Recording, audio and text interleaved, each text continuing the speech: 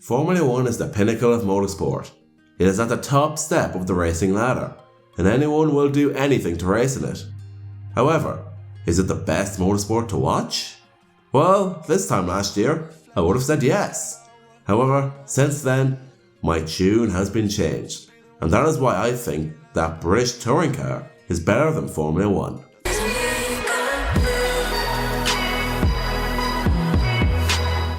Now, before all you keyboard warriors smash the comment section like you used to back when my channel was popular, hear me out. I've been an F1 fan for many years, so I am loyal to the sport. I love it. In fact, I'm looking to go to a race next season, so I'm not just some jackass who will only watch one race and think it's shit. On paper, both Formula 1 and the British Touring Car Championship seem very similar. However, they take a totally different approach to the same concept. Let's start with the cars. In F1, they have super aerodynamic open wheel cars which must follow very strict rules over how tall, wide and aerodynamic they are. They each use a 1.6 litre turbo V6 hybrid engine producing between 850 to 950 brake horsepower. These cars are very fast but very expensive, which means crashing one can make you unpopular with team mechanics. On average, a Formula 1 car costs about €6.75 million each. In comparison to the British Touring Car Championship, their rules were set out by the NGTC. I have no idea who they are, but anyway, their rules have allowed independent teams to race evenly alongside manufacturer-backed teams. Sounds like F1, right? Wrong. If an independent team runs the same type of car as the manufacturer, they must share components, such as the turbo, wastegate, intercooler, ECU, instrument and dashboard, power management system, 6-speed sequential gearbox, fuel tanks, differential, subframe, steering, brakes, clutch, wheels, dampers and suspension. This drastically reduces cost and, best of all, it evens the playing field. Personally, I think F1 should follow suit. In the British Touring Car Championship, they run regular manufacturer cars like the Ford Focus RS, BMW 125i, Toyota Avensis and so on. These cars must use a 2-litre turbocharged engine with 350 brake horsepower. Now let's move on to the season. In the 2018 Formula 1 World Championship, there were 21 races that ranged from the end of March to November. Often a race takes place every second week. However, this season we had a triple header, which is 3 consecutive weeks of racing. In comparison to the British Touring Car Championship, there are 30 rounds in 10 locations all over Britain. Sure, it's not as glamorous as F1, but what about it? That brings me on to the race weekends themselves.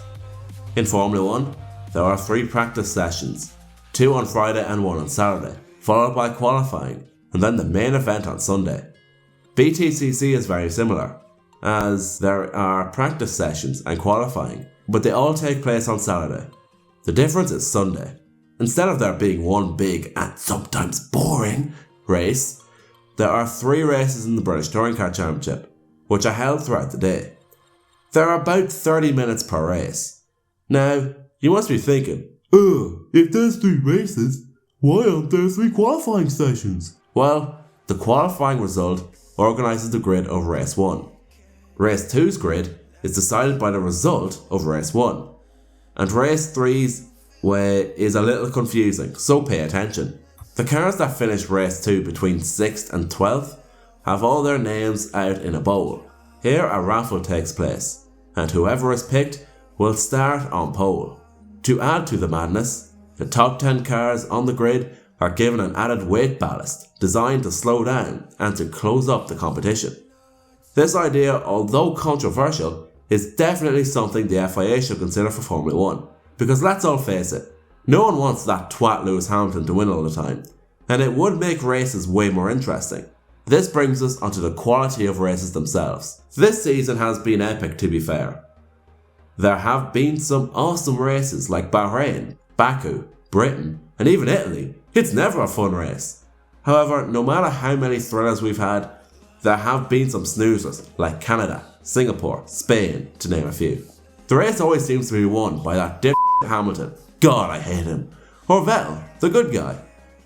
Overall, most races have been good fun to watch, and some are very memorable. But sadly, the British touring car has F1 beat here as well.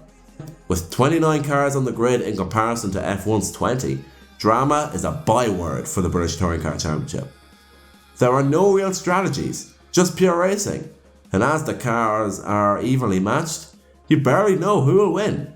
My personal favourite was the 2017 round 29 at Brands Hatch, where the 2018 champion Colin Turkington came from nowhere and raced up the field to get back to P1.